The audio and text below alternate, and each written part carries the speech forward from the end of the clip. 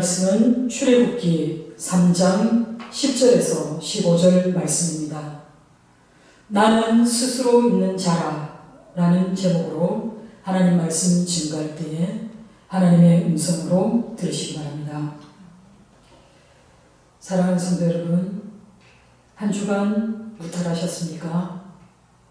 우리가 무심히 이 자리에 와 있는 것 같지만 이 모든 것이 하나님의 선한 인도하심을 따라 우리가 이곳에서 하나님을 예배하는 줄 믿습니다. 하나님께서 이스라엘 백성들을 그 애국 종살이 하던 곳에서 인도하여 내시고 너희가 이곳에서 나를 예배하리라 말씀하셨던 것처럼 이 시대에 우리가 다른 곳에 있지 않고 이곳에서 하나님께 온전한 예배를 드릴 수 있다는 것은 바로 하나님의 은혜이고 또한 우리에게는 하나님은 축복의 시간이 되는 줄 믿습니다. 성경은 어떤 이야기로 가득할까요? 성경은 우리의 최초의 조상인 인간이 하나님께서 금지하신 나무의 열매를 따먹고 인류에게 죄와 사망을 불러들인 그 에덴 동산에서 시작하고 있습니다. 그런데 성경의 맨 마지막 책인 요한계시록 22장에서는 그 이야기가 생명수가 흘러가는 그 강가에서 자라고 있는 달마다 열매를 맺는, 그것도 아주 풍성한 열매를 맺는 생명나무의 실과를 마음껏 따먹을 수 있는 그런 천국이라고 불리는 그 아름다운 동산에서 절정을 이루게 됩니다. 죄와 사망에서 시작했던 인간이 다시 거룩을 회복하고 또 영생을 얻으리라는 것이 성경의 한결같은 말씀입니다. 그렇다면 과연 그 사이에 무슨 변화가 있었기에 우리는 죄와 사망에서부터 생명과 영생을 누리는 그 자리로 나아갈 수 있었을까요? 이 에덴 동산과 하나님 나라의 그 아름다운 동산 사이에는 하나님의 아들이 내가 원하는 대로 하지 마시고 아버지의 원대로 하기를 원하셨던 그 기도의 동산, 십자가 위에 목숨을 바치기 위해서 대속제물로 자기를 드리기 위해서 담대하게 나아갔던 그 겟세마네 동산이 있는 것입니다. 하나님이 세상을 이처럼 사랑하사 독생자를 주셨으니 이는 그를 믿는 자마다 멸망하지 않고 영생을 얻게 하려 하심이라는 하나님의 본심이 이 겟세마네 동산 위에 심겨져 있었고 그 말씀이 높이 들렸을 때 영생이라는 선물은 곧 예수를 믿는 모든 사람들을 위한 것이라고 성경은 우리에게 말씀하고 있습니다. 사람은요, 내가 누구인지 궁금해합니다. 내가 왜 사는지, 그렇다면 나는 어떻게 살아야 하는지 인간은 고민합니다. 그런데 저는 단언컨대 여러분에게 말씀할 수 있습니다. 하나님을 알지 못하면 우리가 알고 있는 모든 것은 헛되고 헛될 뿐이라고 저는 감히 여러분들에게 말하고 싶습니다. 왜냐하면 모든 지혜의 근본은 바로 우리 주 하나님이시기 때문입니다. 그렇기 때문에 우리의 인생에서 우리가 만약 하나님 없이 우리의 삶을 들여다보고 나라는 존재를 증명해 보고자 한다 해도 이 모든 것은 헛되고 헛된 것을 쫓아가는, 그리고 끊임없이 세월만 낭비하는 헛된 일이 되고 마는 것입니다. 태초에 하나님이 천지를 창조하시니라로 시작하는 이 성경은 하나님에 관한 이야기입니다. 성경의 첫 장 말씀을 우리가 동의하지 못한다면 우리는 성경에서 아무것도 풀어낼 수 없습니다. 성경을 풀 수 있는 그 열쇠가, 그리고 인간이라는 존재를 이해할 수 있는 그 시작이 바로 우리가 태초에 하나님이 천지를 창조하셨다는 이 말씀에 동의한 것에서부터 시작됩니다. 하나님이 배제된 상태에서는 나를 이해하지 못할 뿐만 아니라 이 세상에서 진행되고 있는 이 모든 역사도 미궁에 빠지고 만다는 것입니다. 역사를 영어로 뭐라고 합니까? 히스토리라고 얘기합니다. 히스토리는 his 플러스 스토리입니다. 그의 이야기입니다. 즉 하나님의 이야기라는 것입니다. 그렇다고 해서 인간의 역사, 인간의 세계사는, 그렇다면 인간의 의지와는 전혀 상관없이 흘러간다는 그런 뜻이 아닙니다. 하나님은 우리가 하나님을 알아보든 알아보지 못하든지 간에 하나님은 언제나 이 역사의 중심에 우리 하나님이 서 계신다는 것을 아셔야 합니다. 하나님은 당신이 계획하신 대로 이 세상을 운행해 가실 것입니다. 하나님이 계획하신 대로 더 나게 일을 하실 것이고 하나님의 섭리에 따라서 세상은 진행되어 갈 것입니다.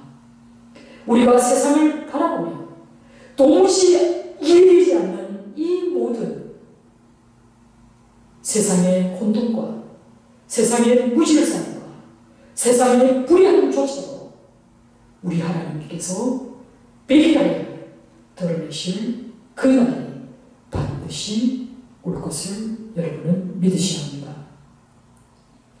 하나님의 뜻이 드러나도록 하나님께서 일하시는 방법은 언제나 사람을 통해서 그 역사의 도도한 그 물줄기를 바꾸어 가셨다는 것이 성경의 증언입니다. 하나님은 우리 각자에게 일을 맡기기도 하지만 이 역할을 여러분이 감당하시든지 여러분이 감당하지 않겠다고 거절하시든지 그것은 하나님께서 여러분의 자유의지에 맡기셨습니다. 하나님께서 나의 이름을 불러주셨을 때 내가 그 부름에 반응을 하든지 그 부름에 귀를 닫든지 이것은 또한 우리의 자유의지에 따른 선택입니다. 그러나 분명한 것은 역사를 주관하시는 하나님은 반드시 성공적으로 역사에 등장하는 인물들을 통해서 하나님이 원하시는 방향으로 이 세계사의 모든 장면들을 바꾸어 가실 것입니다. 출애굽기 2장 24절에서 25절에 하나님이 이스라엘 백성들이 고통으로 신음하는 소리를 들으셨다고 말씀하고 있습니다. 하나님이 아브라함과 이삭과 야곱에게 세우셨던 그 언약을 하나님이 기억하셨기 때문에 하나님이 이스라엘 자손들을 돌보셨노라고 말씀합니다. 그리고 그 하나님이 그들을 기억하셨다라고 성경은 증언하고 있습니다. 사랑하는 성도 여러분, 우리는 얼마나 약속에 신실합니까? 우리는 서로에게 한 약속을 지킬 형편이 되면 지킵니다. 내가 지키고 싶어도 내가 지킬 능력이 되지 않으면 우리는 자연스럽게 그 약속을 폐기시킵니다. 어떤 경우는요, 약속할 때 그 들뜬 마음이 사라지고 나면 그 약속이 허지부지해지고 예서 외면하기까지 합니다. 그러나 우리 하나님은 어떻습니까? 우리 하나님은 한 번 약속하신 말씀은 반드시 이행하신다는 것이 하나님이십니다. 일찍이 하나님은 아브라함에게 약속하셨고 이삭에게 약속하셨고 야곱에게 약속하신 그 말씀대로 그들을 하나님의 뜻 가운데 그 신실하신 약속을 지키셨습니다. 독자 이삭을 통해서 야곱의 12 아들들을 통해서 그리고 요셉의 초청으로 애굽 땅에 들어갈 때 불과 70년이 지나지 않은 그 식구들을 통해서 하나님은 이스라엘 민족이라는 출애굽 당시에 장정만 60만이라는 그 어마어마한 민족을 이루고 그들을 약속의 땅으로 인도해 가신 분이 바로 우리 하나님이십니다. 400년 동안 혹은 430년 동안 애굽에서 종살이 하던 하나님의 백성들은 하나님이 그들에게 하신 그 약속을 잊고 있었을지는 모르나 우리 하나님은 그 약속을 이루시기 위해 때를 기다리신 것입니다. 이 놀라운 일을 행하신 하나님께서 출애굽기 3장 7절에서 8절에 이렇게 말씀하십니다. 내가 애굽에 있는 내 백성들을 분명히 보고 그들이 그들의 감독자로 말미암아 부르짖음을 듣고 그 근심을 알고 있다라고 말씀하고 있습니다. 그래서 하나님은 내가 직접 이제는 내려가서 그들을 애굽인의 손에서 건져내고 그들을 그 땅에 인도하여 아름답고 광활한 땅, 젖과 꿀이 흐르는 그 땅으로 데려가겠노라 말씀하셨습니다. 이것은 하나님이 아브라함과 이삭과 야곱에게 했던 그 약속이 아니라 새로운 약속을 이제 말씀하시는 것입니다. 이 약속을 이행하시기 위해 이 거대한 역사의 수레바퀴를 돌리기 위해 하나님께서는 모세를 찾아오셨습니다. 비록 애굽에서 40년 동안 왕자로 살았지만 살인자로 도망자로 미디안 광야로 도망쳐온 모세는 지금 어떤 처지의 사람입니까?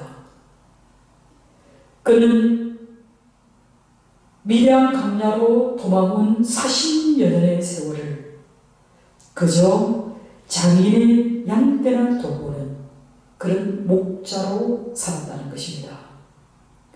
아무런 소망도 없이 의지할 것도 없이 깊은 무기력증에 빠져있는 그 모세에게 전혀 예기치 않은 시간, 너무나 황홀하기 이를 데 없는 그곳에 하나님이 친히 모세를 찾아오셨습니다. 하나님이 모세를 찾아오셨을 때 그저 모세를 위로하기 위해서 그의 마음을 힘내보라고, 희망을 가져보라고 그런 마음을 불어넣기 위해 오신 것이 아닙니다. 하나님의 큰 꿈은 이제 하나님 백성을 애국 그 종살이하는 곳으로부터 해방을 시키고, 그리고 그들을 통해서 하나님이 새로운 역사를 시작하시겠다는 하나님의 꿈, 하나님의 배역, 그리고 하나님의 놀라운 역사를 이루어 가시는 그 길, 모세를 동참시켜 주시기 위함이었습니다. 10절에 하나님은 모세를 찾아오셔서 이제 내가 너를 바로에게 보내어 너에게 내 백성 이스라엘 자손을 애굽에서 인도하여 내게 하라 라고 명령하셨습니다. 이때 모세의 반응이 어떻습니까? 예, 하나님, 제가 아니면 그 애굽 종살이하던 그 백성들을 구원할 자가 누구겠습니까? 제가 해보겠습니다 라고 대답하는 것이 아닙니다. 오히려 모세는 단호하지만 겸손하게 제가 무엇이라고 감히 바로에게 가서 이스라엘 자손들을 애굽에서 이끌어내게 할 수 있겠습니까? 라며 정중하게 하나님의 부르심에 거절합니다.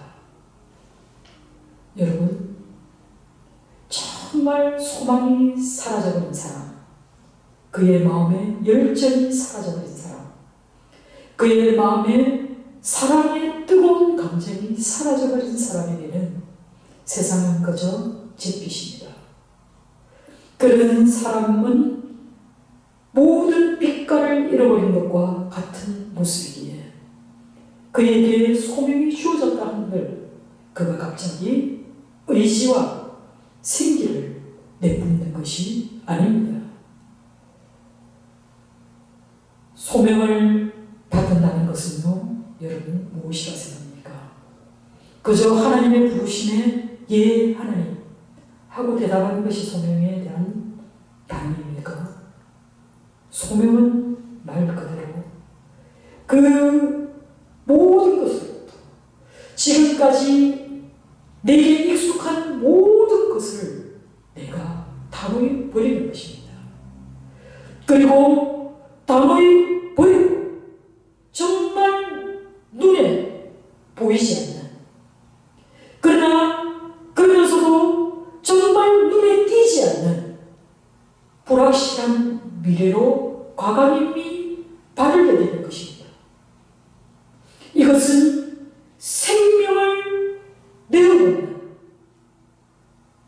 그 길이 어떤 길인지 알 수 없기 때문에 오로지 하나님만을 의지하지 않으면 갈 수 없는 그 길에 내가 서겠노라 대답하는 것이 바로 소명에 대한 대답입니다. 하나님의 신실하심은 언제나 동일하고 변함이 없음에도 불구하고 모세는 쉽게 하나님의 부름에 응답하지 못합니다. 실제 출애굽기에서 하나님이 모세를 부르셨을 때 하나님의 소명에 대해서 모세는 무려 5차례나 반론을 제기하며 거부합니다. 처음에는 언뜻 보면 모세가 겸손해서 그렇다라고 생각할 수 있지만요, 그 거절하는 횟수를 잘 살펴보면 그 횟수가 거듭될수록 우리는 모세가 얼마나 무기력증에 빠져있는지를 알게 됩니다. 그는 과거에 머물러 있는 사람입니다. 그리고 과거의 그 일들이 모든 소망을 앗아가고 그의 발목을 잡고 있기 때문에 그는 조금도 앞으로 나아갈 수 없는 그런 사람이라는 것을 우리는 알게 됩니다. 그러나 하나님은 모세가 그렇게 변명하고 있음에도 불구하고 그 부름을 철회하지 않습니다. 오히려 하나님은 모세에게 내가 반드시 너와 함께하리라 약속해 주셨습니다. 여러분, 이 말씀이 얼마나 크고 놀라운 말씀인지 여러분의 삶이 경험하고 있습니까? 하나님이 반드시 너와 함께하리라. 우리 주님도 이 세상을 떠나 승천하실 때에 말씀하셨습니다. 내가 이 세상 끝날까지 너와 함께하겠다. 그 약속의 말씀을 여러분 붙들고 계십니까? 무력감에 압도되어 주저하고 있는 이 모세에게 임마누엘의 하나님이 되시겠다 약속하신 이 하나님의 약속은 모세의 그 부족함과 모세의 그 무능함을 이제 하나님께서 직접 채워주시겠다라는 그런 능력의 말씀인 것입니다. 하나님은 하나님이 부르신 그 종에게 그 소명을 감당할 수 있도록 지혜와 능력을 주시는 분이 바로 임마누엘의 하나님인 것입니다. 그리고 또한 이 약속은 출애굽이라는 이 사역이 단순히 이스라엘 백성, 인간의 역사를 의미하는 것이 아니라 하나님이 친히 개입하신 해방 사건이고 또 구속사에 필요한 그런 하나님의 사역이시기 때문에 이 사역의 주체는, 이 하나님의 구원의 주체는 모세가 아니라 바로 하나님 자신을 분명히 말씀하고 있습니다. 그러면서 하나님은 또 말씀하십니다. 바로와의 싸움에서 내가 반드시 너희에게 승리를 가져다 주겠다라는, 지금 당장 있지 않은 그 미래에 대한 그 약속을 이미 성취해 주셨다는 것입니다. 이런 하나님의 놀라운 약속에도 불구하고 모세는 거절합니다. 그가 하나님을 불신했거나 두려움에서 나온 말이라기보다는 오히려 자신의 지금 처지와 능력의 한계를 모세는 인간적으로 너무나 뼈저리게 느끼고 있었기 때문입니다. 그는 자신의 육신이 이미 80노인이라는 그 신체적인 그 노고를 스스로 깊이 인식하고 있었던 그런 솔직한 자기 고백이라고 말할 수 있습니다. 그러나 하나님은 뭐라고 얘기하십니까? 내가 너와 반드시 함께하리라 약속하셨습니다. 여러분, 하나님의 이 말씀은 하나님께서 이미 요셉의 삶을 통해서 그 모든 순간순간마다 하나님이 요셉과 함께 하셨던 것처럼 내가 이제 너와 함께 하겠다 말씀하신 것입니다. 우리 주님께서는 우리에게 보혜사 성령을 약속해 주셨습니다. 내가 너희를 고아처럼 내버려 두지 않겠다 말씀하셨습니다. 이제 정말 인간적인 소망을 다 잃어버린 모세에게 하나님께서 함께 하시기 때문에 지금 너의 노쇠함도, 너의 무능력함도, 너의 지혜 없음도 전혀 문제될 것이 없다고 말씀해주고 있는 것입니다.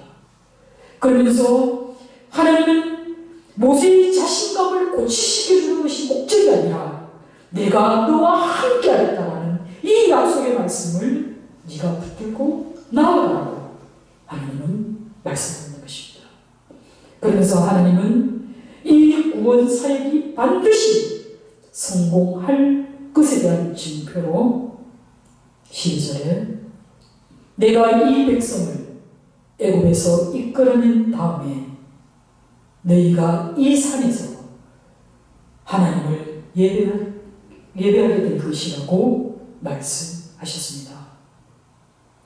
하나님이 이스라엘 백성들을 구원해 내신 이유, 하나님이 저와 여러분을 하나님의 자녀 삼으신 이유, 그것은 바로 우리가 하나님을 예배하는 공동체로, 오직 우리의 삶 전체가 하나님을 예배하고 하나님을 찬양하는 그런 공동체로 삼아주시기 위함이라고 말씀하고 있는 것입니다.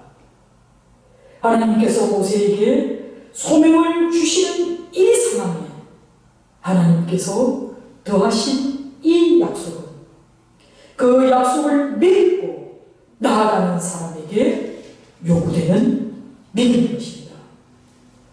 모세가 하나님께서 증거로 주실 그 약속을 믿느냐 믿지 않느냐를 하나님께서 요구하고 있다는 것입니다. 우리는 성경을 통해서 매번 확인하는 것이 믿음이 없이는 하나님의 사역에 동참할 수 없다는 사실입니다. 아브라함도 하나님의 주신 그 약속의 말씀을 붙들었기 때문에 그가 실수할 때도 있었고 넘어질 때도 있었지만은 유혹에 빠질 때도 있었지만은 그는 그 믿음의 걸음을 멈추지 않았습니다. 사랑하는 성도 여러분, 우리는 반드시 아브라함을 통해서 기억해야 할 것은 하나님께서 약속하신 그 약속이 즉각 일어나지 않더라는 겁니다. 하나님께서 하신 그 약속은 때로는 오랜 시간이 지나야 드러난다는 것을 우리는 알게 됩니다.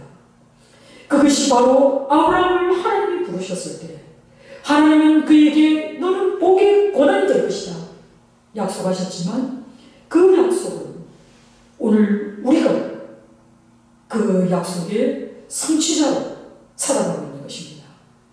그리고 하나님께서는 너를 열국의 아비가 되겠다 라고 약속했었던 그 약속은 아브라함의 당대에 이루어진 약속이 아니고 세월을 두고 또 세월이 숱하게 흐른 후에 이루어진 약속인 것입니다. 하나님이 지금 모세에게도 너희가 이곳에서 하나님을 예배하리라 얘기하시면서 하나님의 신실하심을 너희가 이곳에서 예배하게 될 때 너희가 나를 기능하게 되리라 말씀하고 있는 것입니다. 이렇게 하나님께서 내가 너와 함께 하겠다라는 이런 약속의 말씀을 주셨음에도 불구하고 모세의 두 번째 반응은 어떻습니까? 두 번째 반응은 한마디로 얘기하면 하나님, 내가 하나님을 잘 알지 못합니다. 내가 하나님에 대한 지식이 너무나 부족합니다. 라고 얘기합니다. 정말 내가 애굽으로 다시 돌아가게 되었을 때 내 백성들이 하나님이 누구시냐? 그분이 도대체 누구란 말이냐?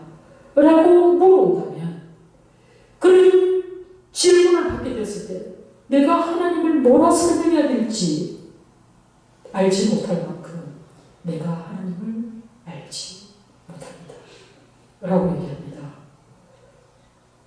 이럴 때 모세의 머릿속에는 얼마나 많은 것이 스쳐지게 왔을까요?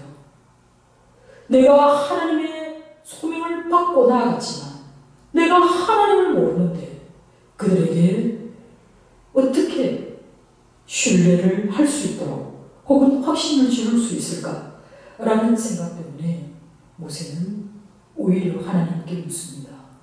하나님, 내가 하나님을 뭐라고 얘기할까요? 하나님은 도대체 누구십니까? 하나님의 이름은 무엇입니까? 라고 모세가 물은 것입니다. 그때 하나님은 좀 당황하신 것 같습니다. 그때 하나님은 뭐라고 얘기하십니까? 나는 스스로 있는 자인데 라고 얘기합니다. 이 말은 굉장히 심오한 이야기입니다. 이 말을 직역하면 나는 나라고 하는 나다 이런 뜻입니다. 알아듣겠습니까? 여러분 알아들었어요? 하나님이 내가 묻습니다. 하나님의 이름은 무엇입니까? 라고 물어보는데 하나님이 나는 난데 라고 얘기한다면 그러시군요 라고 대답할 수 있습니까?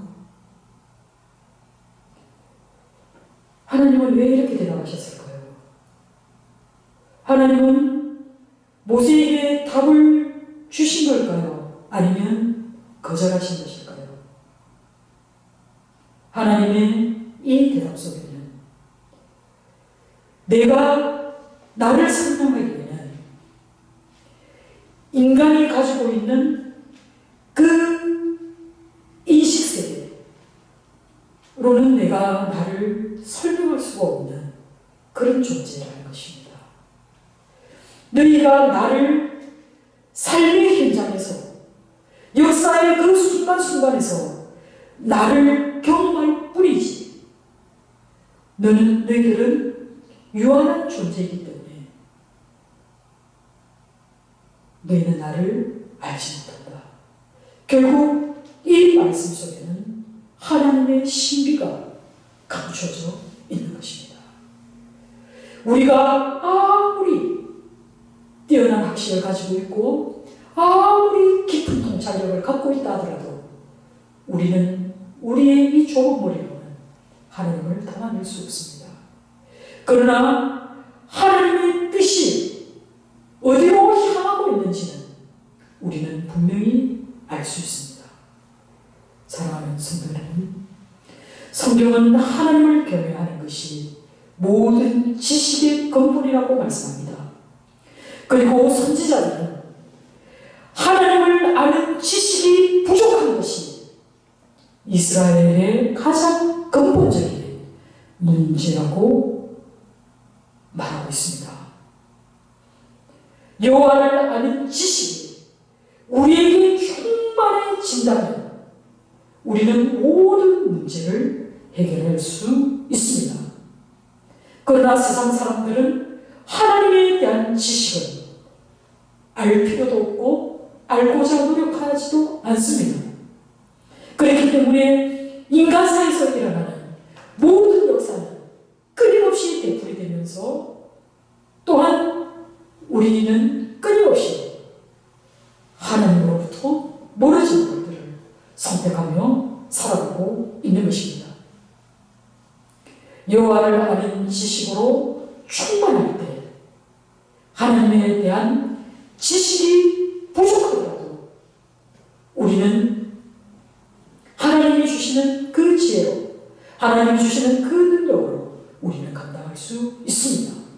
그러나 모세가 가지는 이 궁극적인 두려움은 그가 하나님에 대한 지식이 부족하기 때문에 갖는 두려움이고 망설임인 것입니다.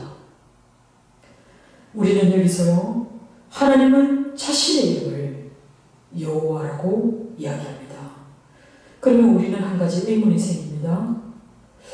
왜 하나님은 창세기에서도 그렇게 여호와라는 이름을 많이 언급하셨는데 새삼스럽게 출애굽기에 와서 자신의 이름을 마치 새로운 이름이냐, 과거에는 그 누구도 알고 있지 않은 이름처럼 말씀하고 있을까라는 의문입니다. 그런 의문 가져보셨습니까? 목사님이 얘기하니까 어머, 창세기에도 여호와라는 이름이 있어요 라고 생각하십니까? 뭐가 다를까요? 이것은 이 이름이 새로운 이름이라는 얘기를 하는 게 아닙니다.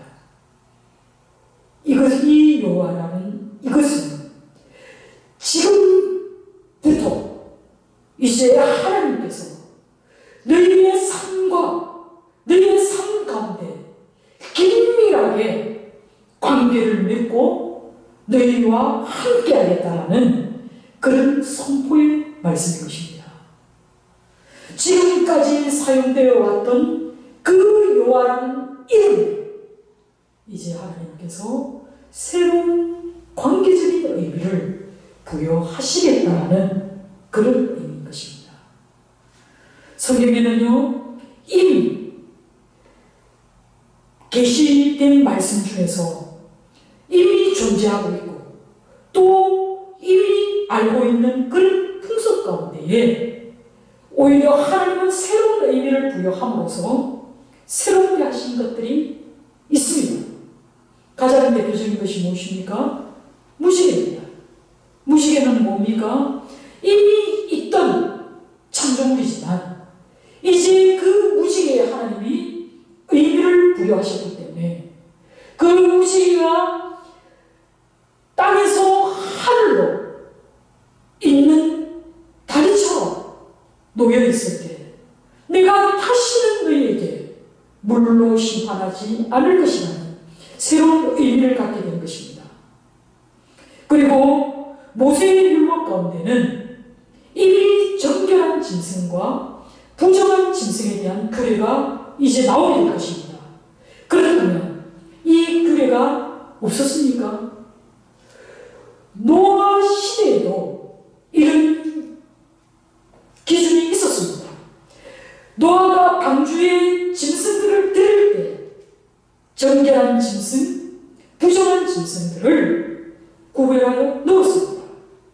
그러나 하나님께서 새로운 율법을 주실 때 이것은 새로운 의미이고 또 새로운 기준이 되는 것입니다. 할례는 어떻습니까? 할례는 이스라엘 백성들만 했던 것이 아닙니다. 고대 근동에 있는 풍습입니다. 그러나 이 할례라는 문화가 아브라함의 집안에 들어왔을 때 이 할례는 새로운 의미를 부여받았다는 것입니다. 이처럼 하나님께서는 15절에 여호와 곧 너희의 하나님, 너희 조상의 하나님이라고 분명히 얘기하시면서 이 여호와는 바로 너희 조상들의 하나님, 아브라함의 하나님, 이삭의 하나님, 야곱의 하나님으로 너희가 기억하던 그 여호와. 그러나 그 여호와가 이제는 너희와 함께 하면서 너희의 삶 가운데 깊이 개입하면서 이제는 너희와 동행하면서 새로운 역사를 이루어가신 그런 하나님이심을 선포하고 있는 것입니다. 그런 하나님이 이제 모세에게 하는 말은 너는 가서 내가 이제부터 너는 나를 안다고 바로에게 말하라 라고 얘기하는 것입니다. 하나님을 아는 그것이 바로 모세의 영적인 권세이고 능력으로 나타날 하나님의 이름인 것입니다. 사랑하는 성도 여러분, 우리의 모든 영적 권위는 우리가 하나님을 아는 데서 출발합니다. 우리의 영적 권위는 우리의 삶을 하나님의 것으로 전진해 나가게 하는 능력입니다. 올해 우리 교회의 표가 무엇인지 여러분 기억하십니까? 여호와를 알자, 힘써 여호와를 알자 라고 정하고 11달을 보내었습니다. 여러분, 지금 여기까지 오는 동안 여러분은 하나님과 얼마나 깊은 사귐이 있었습니까? 여러분은 하나님을 얼마나 알게 되었습니까? 여러분이 하나님을 아는 만큼 그것이 우리 삶의 능력으로 나타날 줄 믿습니다. 우리 교회가 하나님을 하나님으로 인정하고 그 하나님이 임마누엘의 하나님으로 우리의 예배 가운데, 우리의 삶 가운데 나타날 때 우리가 능력의 하나님을 증거하는 그런 교회 될 줄 믿습니다.